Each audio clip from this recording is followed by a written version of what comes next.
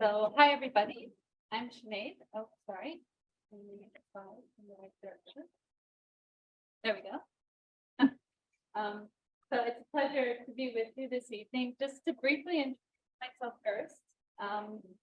I joined Woven Planet a little over a year ago, and maybe what I would highlight on this slide is I built a career across 5 different countries, all while raising 2 children.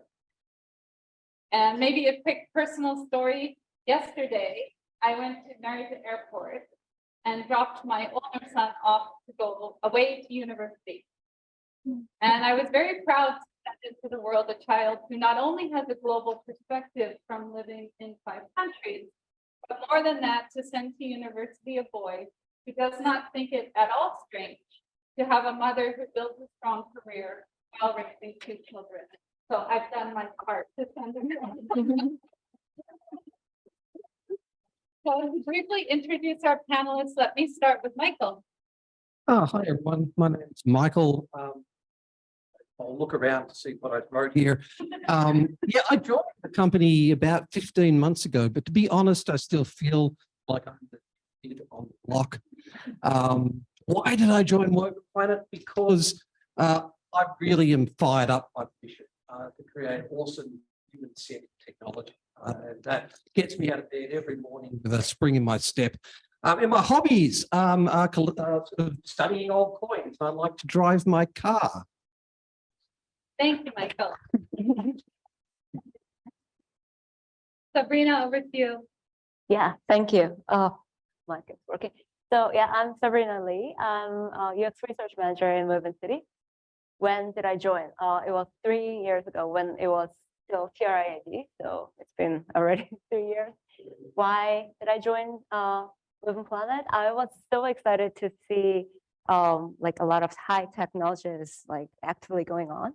And then I thought I could make a lot of change. And that was actually true. So I worked in like car part, and now I'm working in the city. So I'm making a lot of like changes and improvements in this company. So I'm very proud. My hobby, learning and experiencing Japanese culture, kimono, eating, drinking, and golfing. So if you if there's someone who plays golf, yeah.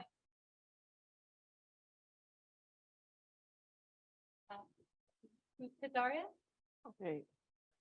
So I joined Woven City really very recently, just in March this year. And I was really excited about the project. And I think that what most resonated with me is well-being for all mission. And I'm pretty passionate about healthy lifestyle. I'm sharing the tips and tricks with my friends. And I hope to contribute to this purpose here with my skills and my experience. And well, outside of work, I enjoy skiing, cycling, hiking, depending on the season. And I also like cooking, making new recipes. I also volunteer for Women Who Code for the study group. Great, thanks for joining. And last but not least, Yes. Hi, my name is Azusa Orima, and I'm doing partner relations in the area management team. I joined 3 months ago in May, so I survived the first month. And why I joined Woven is that coming from entertainment background, I've always had passion and interest in creating inspiration and empowerment. And I thought that learning about Woven City, I can challenge that through expansion of mobility. So I'm very honored and happy to be here today. Yes. And my hobby is watching news, and this is a photo of one of our not all the members, but then team member of as of July 1st, and it's so yes. wonderful. Thanks for joining. You. So let's start off with our first question, which is simply just to introduce some examples of diversity around you that you see in the company. And maybe we could start with you, Sabrina. Yeah, thank you for the question. So yeah, I see a lot of diversity, a lot of types of diversity at work. So first off, gender. So yeah, here there are a lot of female professionals. When I first joined, I was a little bit nervous, like what if there's only male engineers like in Toyota? But now in my team, for example, we have 4 professional female researcher, 3 professional male researchers, so which is like really good balance. So I'm very proud of it. Of course, we also have culture diversity in the team. So yeah, we're often asked, where are you from? Then we always say, we're from everywhere. So um, like a lot of Japanese people are there, and also I'm from Korea. Other researchers are coming from like different continents. So we have this cultural diversity in the team.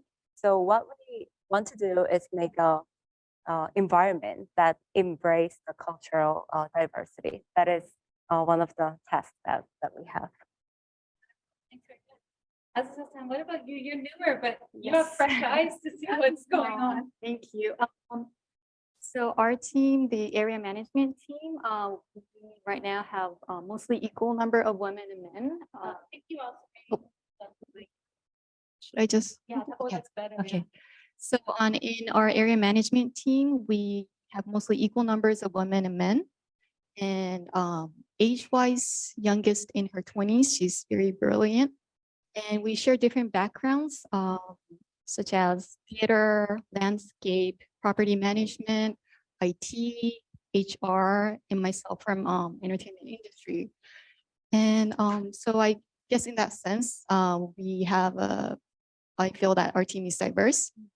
And we do have mutual respect, and we appreciate our differences. And sorry, I have to look at my cheat sheet. And yeah, so we appreciate our differences and what each of us can bring into our team, because that connects to different perspectives, and that's what we need when we are building a brand new city like Woven City, being inclusive. And when I think about diversity at workplace, I personally think that diversity isn't a concept or like a means or tool, but more of environment itself, just like Sabrina said. So I'm really hoping, and I trust our hiring managers and HR to bringing in the people that we need and enriching that environment. Great, thanks very much. I think for me, I would add that I grew up my entire career in software. And what's really unique for me in Woven Planet is actually to have industry diversity.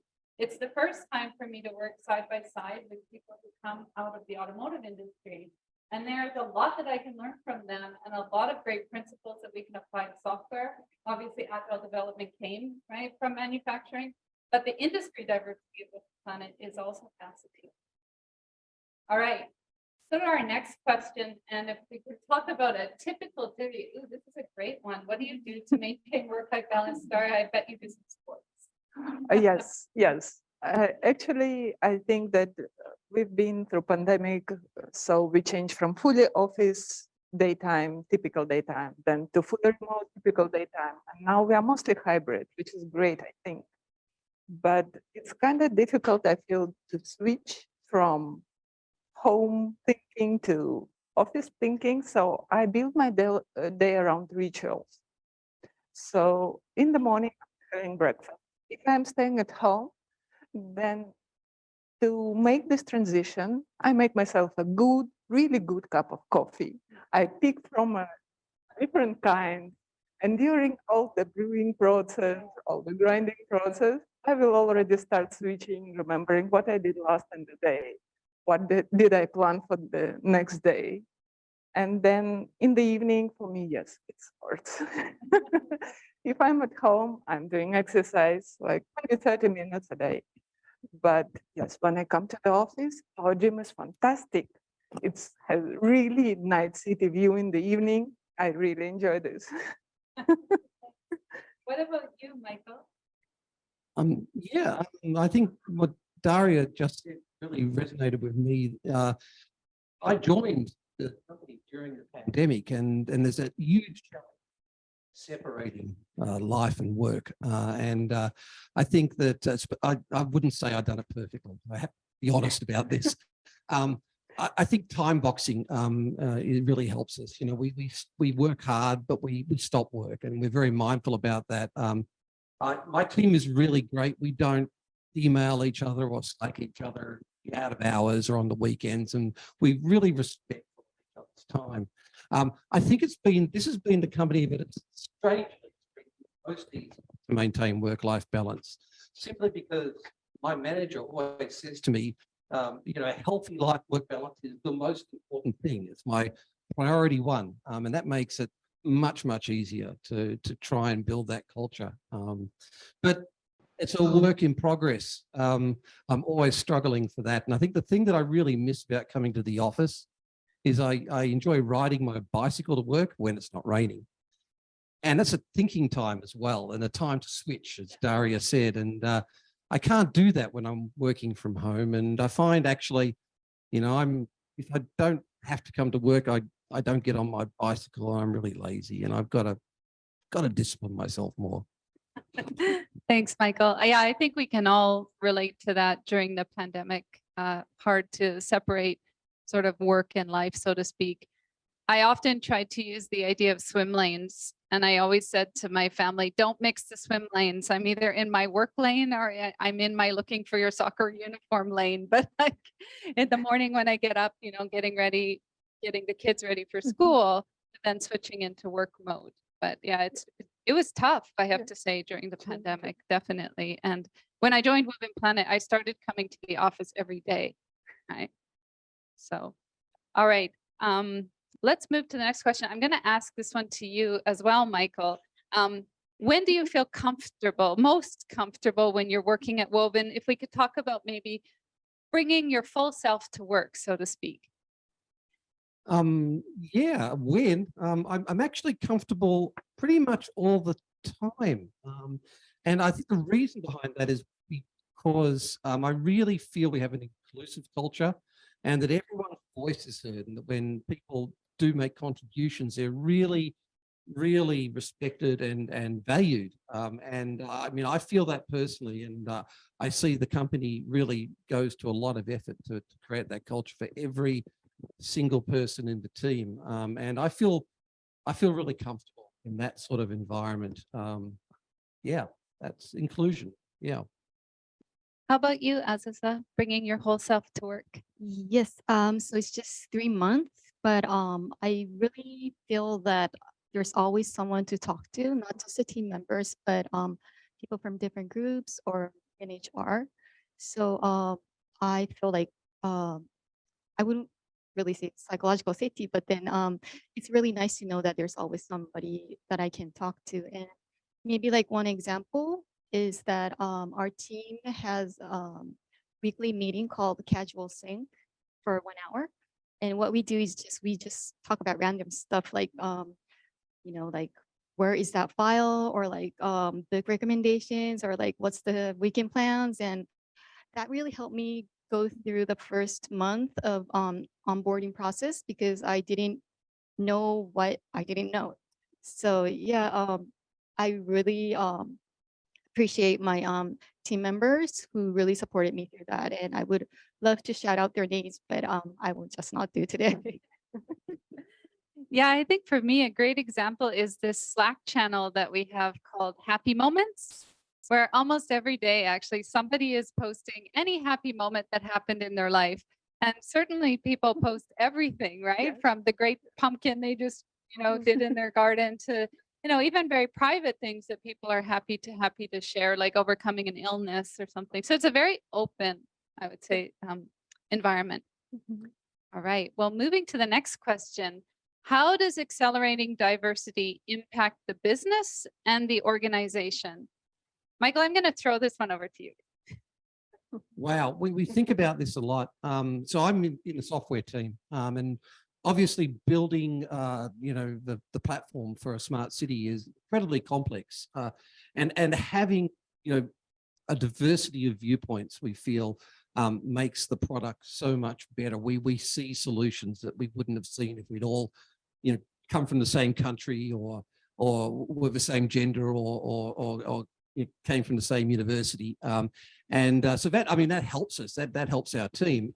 I think what we think about all the time is we're building a city for people, and a city full of people is incredibly diverse, and we want to celebrate that diversity. We want to serve that diversity, and we can't do that if we're not diverse. So we kind of hold the mirror up to ourselves. I know that makes sense, Michael. And I remember when I first joined, you were one of the very first people who came into my office and said, you said open door policy. So here I am. We need to hire more female engineers, Sinead. So I think you're one of the people who've always truly understood the impact that diversity can have in the organization. And I would say from my standpoint as well, and we spoke about this when I first joined, it's one thing to bring women into the organization, but you also have to be willing to break down the traditional power structures. It's not just adding women to the team, but are you going to put them in decision-making roles, chief architect, lead senior developer roles, where they're actually truly making decisions and influencing the product and the direction of the company. Okay. So, all right. What kind of career do you want to build for yourself at the Woven City team? Daria, let me start with you. It sounds a bit like hiring manager, hiring interview question, but I promise this isn't a re-interview test. yeah, but I believe that currently the world is changing so fast, so it's difficult to say where you will end up in 10 years. So for me, building a good career path is more developing your skills, your professional skills. And then on the top of your skills, you can build up on the tasks you can contribute and you can pursue. So as for me, I really try to be involved more in research because I'm a machine learning engineer. So I read a lot of papers, trying to write papers, trying to find new ideas. And of course, for building my skill set, I really enjoy also the program. We have a really great Dojo program for different courses. We have access to various academic papers or books. So there are lots of ways to improve yourself within working in Woven. And yeah, and then I believe that during the setting your key results, setting your bar higher and higher, you will end up higher and higher. All right, thanks very much. So, and Sabrina, how about you? Yeah, I can briefly share my career goal in Woven City. So I can start from status of UX. I'm from UX team, and the UX, like user experience, this is not well known in this industry. So what is user experience? Like what is UX? Then people say, oh, isn't it just like a interface design? Is it the thing that we want to make it more usable? But actually it's more than that. So my career goal in this Woven City is to spread this UX principle, UX mindset in this industry. So when you think about cars, when you think about cities, it's not about only the pretty design, you know. It's about saving lives. It's about like changing people's life into like well-being. So this is the thing that I want to achieve in Woven City. And for this, people in Woven City, they have to be, you know, feel comfortable. Yeah, and yeah, they have to be evangelists in the industry. To do that, diversity, inclusion is important. So like as a manager of a team, I want to make this supportive team culture in Woven Planet so that they can make their best of it, so that they can focus on the research and also evangelize the UX perspective. Oh, maybe I'm. So yeah, this is my career goal. Of course, as Daria said, we don't know what will happen like 10 years later, 20 years later. So I can't really share my specific goal in like far future, but in near future in Woven fun that I want to share this. No, thank you very much. And I think my observation since joining Woven Planet would be no matter what department or team people are in, they're generally driven by a career goal to want to make an impact. People often ask me about the culture, and I always say mission driven.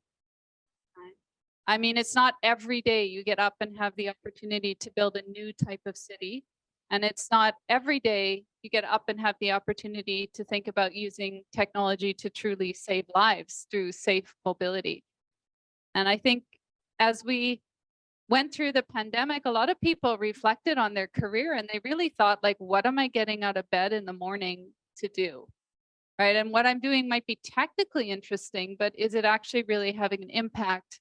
And am I proud to tell people what I'm doing? Right. So I think it's a common career thread for everybody at Woven Planet. We've gotten to this point where software, I always say software has done a lot of amazing things for the world, but it's also done some not so amazing things for the world, right? And we have to reflect as an industry and think about how do we, for example, treat data with privacy, right? How do we design systems that are safe and secure for users? How do we define or build ecosystems that are open and inclusive instead of being proprietary and monopolistic?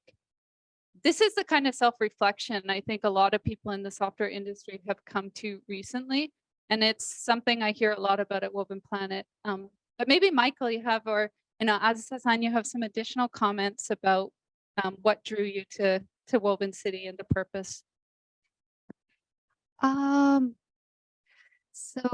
Yes, I really resonate and sympathize with well-being for all. I know that it's not an easy task. Well-being, like Daisuke-san said, it varies.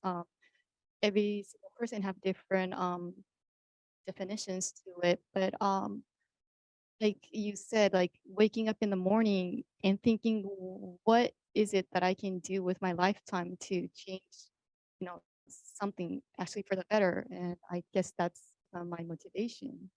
And I'll pass it on to Michael. So I'm an engineer, so I get very excited by the technology that we can build, but actually that's not my career goal. My career goal is to grow the people that I work with and help them have awesome career trajectories. Because I'm a bit older, you might not have noticed, I've got white hair. And so that's actually much more important to me nowadays. I guess just one other thing I'd add, if I may, I was looking here and I was thinking, actually, there's a great example of diversity right here. It's when we were setting up the audio visual, I explained to the folks there that I wasn't super comfortable with a lapel mic, and they went out of their way and changed everything to support my preference and really help me feel comfortable today. Thank you very much, AV folks, for helping out. Yeah, that's how we roll here. Yeah. Yeah, I guess you may not have had the experience of showing up at an event wearing a dress which has no belt and no pockets and being told that there's a clip mic. It's like everyone's worst nightmare. So, all right, well, we want to move along to some of the questions that were submitted by the audience. We had a lot of questions submitted, so the team carefully went through them and chose two. The first one is, how does the Woven City team ensure that there's a sense of community and psychological safety between the team members, but also across the functions? I think we start with you, Michael. You seem to be the lucky winner here. You're picking on me. Wow. Sense of community and psychological safety. Wow. I think one of the big challenges, again, with COVID is that in normal times we would have lots of events and team buildings, and we would get to spend time with each other, learning about each other as people, as well as engineers, and I think that's been a challenge for us. But we've done a lot of, my team just last night, we had a wonderful online team building with with a technology, which I won't name the name of because we're not supposed to advertise other technologies. But yeah, we've been experimenting about how we can get together and really learn about each other and trust each other. And one of the things my team does is we have a meeting every week, and we set aside about half the meeting actually just to do what we call shout outs. So we make the effort to really thank someone else on the team for something awesome that they did for us. And that has really helped us, feel appreciated, because it's nice when someone says thank you. So that's some of the things we do to build that. Anybody else have any thoughts on building psychological safety within your team? To put you on the spot. Casual chat, casual meeting. So of course we are working together, and this is a workplace, but we are human. So we also want something fun, something like relaxing in the team too. So we try in our team, we try to lower the barrier to communicate with each other. So every week we have like random chat meeting. So we are really like talking about anything, but it's forbidden to talk about work. So if someone is talking about project, like everyone is like, no project. Talk about your hobby, your thing. So this kind of culture is very like it's helping the inclusion of the team, because not everyone is comfortable with always like speaking up in front of other people. So like even like people who are a little bit more shy, they feel comfortable to share their real self to make to feel more safe at work. After that, we feel more fun and rapport. So I think the productivity is going also up after this kind of random chat, casual chat meetings. Daria or Aziza, any thoughts from your side? The casual sync meeting that I mentioned earlier, it happens without our boss, no intentions, but then it's always nice to go relaxed and being able to say just anything. So yeah, I think our team is managing to be able to create a space to just talk about random stuff. Yeah, I think we can hear some conversations going on in the background. There's some team building going on over there.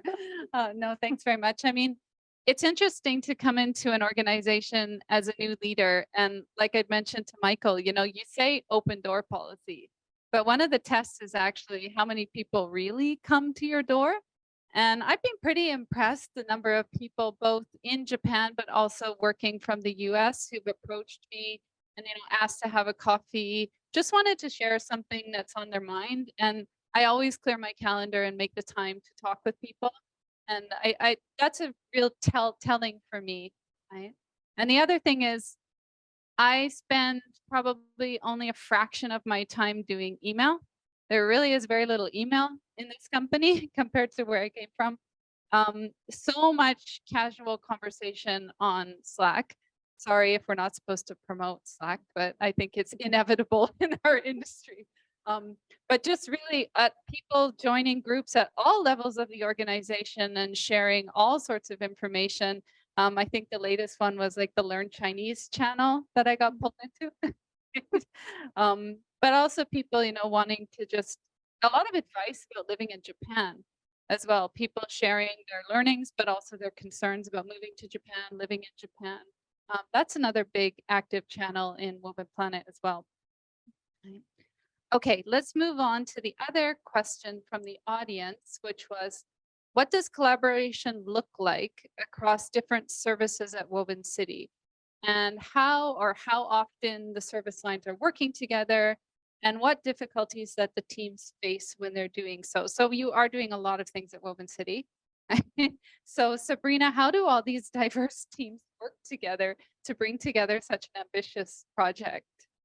Yeah, good question, I think. I just came from a collaborative workshop with all the stakeholders to one project.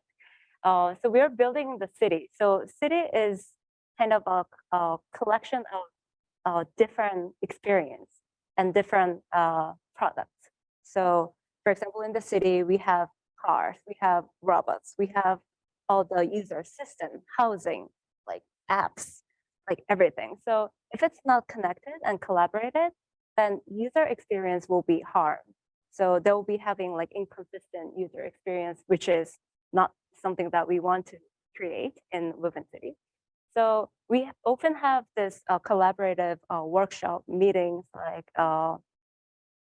all together. But of course, people are very different. Like people are very diverse in their background, how to communicate, their personality, like they're all different. So it's really, sometimes it's really hard to communicate to each other.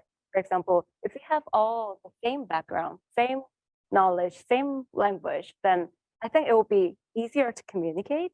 But then we have diversity, so we need more effort, that's for sure. But this is not about only the language. So for example, look at me, I'm not a native English speaker, I'm not native Japanese speaker, but somehow I'm communicating with the people in the team. So this is not a language problem, like it's more of a willingness to communicate. So if you have a will to understand people and empathize with other team members, there are a lot of other ways to communicate and understand each other. So like without language, like you can also use gesture, you can draw a picture, you can show some video clips to communicate and to understand each other.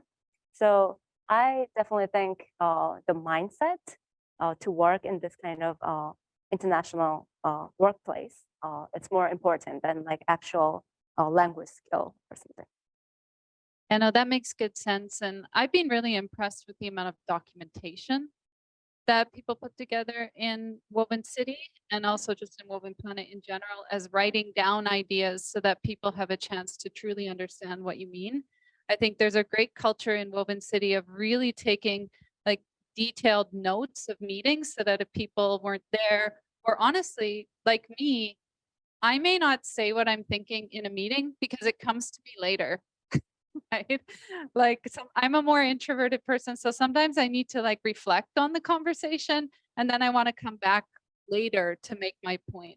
So I really like the communication style in Woven City where they tend to take lots of notes and then they're all collaborative. So you can go in and comment later on and like add your thoughts. And if you call someone out in a comment, they will go back in and answer you. So they kind of always keep the conversation going.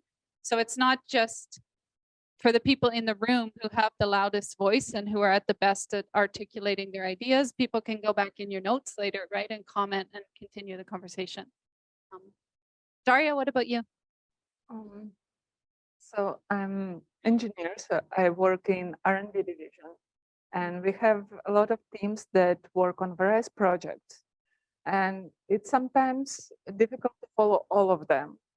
And it's also very easy to leave behind, and in order to not overlap, not to do double work, we have at least quarterly, we have OKR reviews where you can attend the report of the latest achievement of each team and know what they're working on, what they're proud of, what they fail, what they succeed. And of course, Slack. Yeah, it's pretty easy to contact any other team because from reflecting on those reports and reviews, we can already get an idea. Okay, I've come up with this problem. Probably the team at least knows what can be the solution, who to contact next. And yeah, it's very easy to follow. And of course, we have also the recordings of those videos. So if you think that you start tracking one team and find something interesting, you can go back in time and check what they were doing before and what were their obstacles. Yeah, it's all very well shared.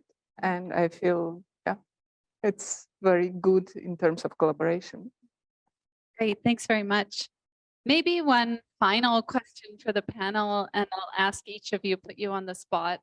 I think the term diversity came up maybe in 2010 or so. I certainly know for the first half of my career, the term diversity didn't exist at all. And I think we've made a lot of progress.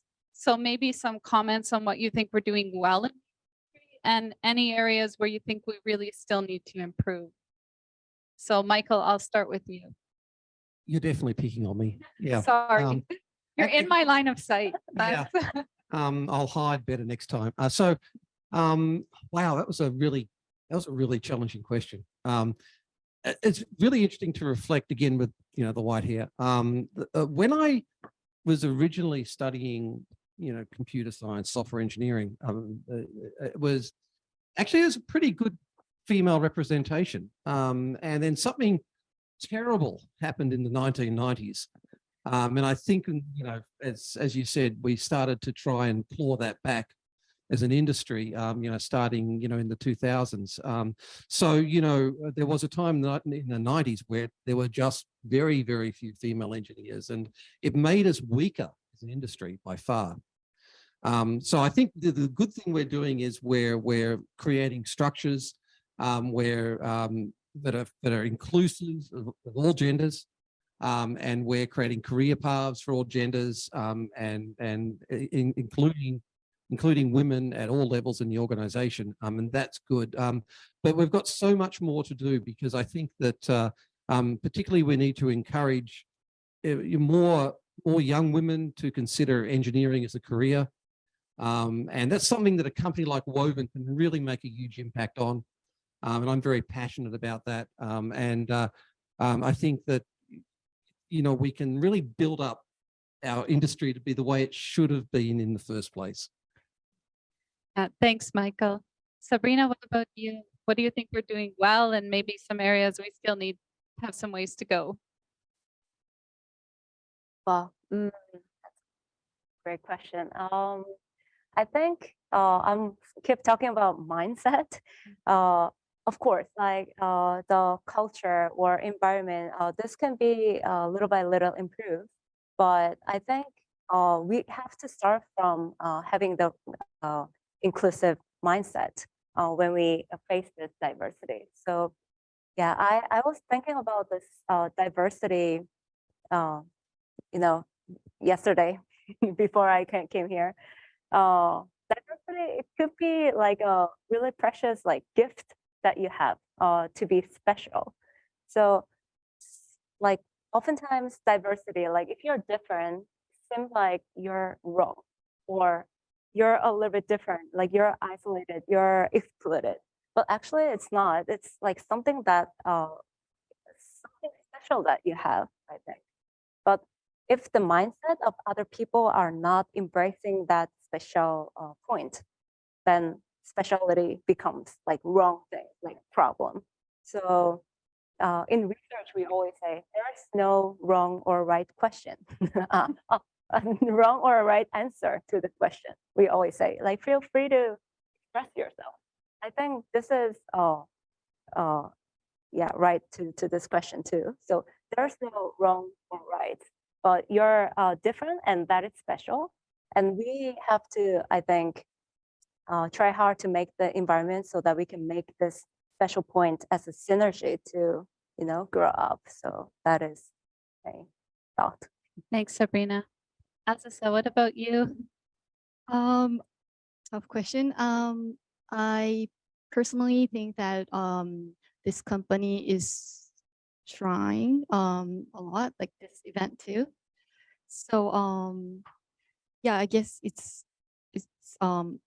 about trying and thriving to do better. And every single one of us is different, and I guess that's diversity too. So I'm hoping, like you said, in 2020s, like there weren't a word called diversity, but then I hope that sooner or later we don't even have to mention about diversity. And me working as a partner relations team, I really feel that it's not just about people inside, but then the partners that we partner with. It really counts, and it really adds color to if you have diverse partners too. So yeah, I think this company's trying, and I would like to try with this company too. So Thanks very much. Daria, maybe last but not least, maybe building on your activities in Women Who Code and seeing Yes. what's going on in the industry. What do you think? Yeah, I think that we definitely can improve on the number of female engineers. Yeah, we still not that well represented, I believe, even for the Japan average. But I'm really glad to see that we are working in this direction. We are organizing this kind of events, and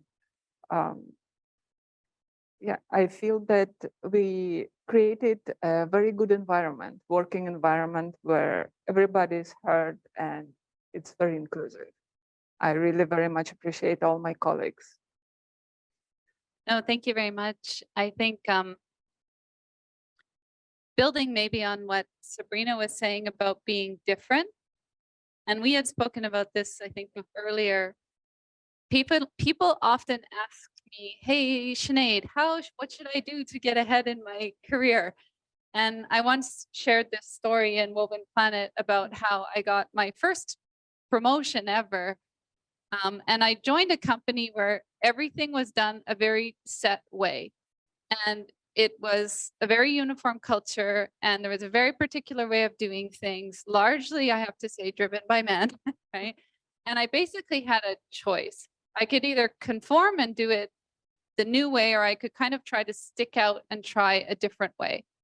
And I decided to take the second path. And it was by doing things differently and by showing a different way that I actually stood out from the crowd. And I got picked, hey, actually, no, we want more of that. That's different than the way of doing things. And then I got pulled out. So I think never being afraid, right, to enhance your difference as a strength. That's one of the keys actually to promotion, to standing out. And as for women in tech, I would love to see women be able to define a career in engineering on their own terms. I think there's a lot of unique skills and abilities that women bring, right? And just not only women, but just people from diverse backgrounds. I was talking a bit earlier about the software industry and the self-reflection that we've been doing. And if you look at projects like Woven City, the world needs more software projects that are inclusive, that are focused on well-being, that are focused on diversity, right? And how do we use our unique skills, not only as women, but to embrace the unique skills of engineers who come from many different backgrounds to create products that truly make an impact in the world? These are the products that we're seeing succeed. These are the products that people need in the world right now. And it's a very interesting tipping point and reckoning point for tech, that they need to embrace diverse perspectives. And in order to do that, you need to have a diverse workforce. So for me, I'm just so excited for the women who are coming up in tech now. It's a really great turning point. And I wanted to thank all my panelists. I threw some side questions out at you, so thanks very much for going along. And with that, I think we'll close, and Momaka, back over to you.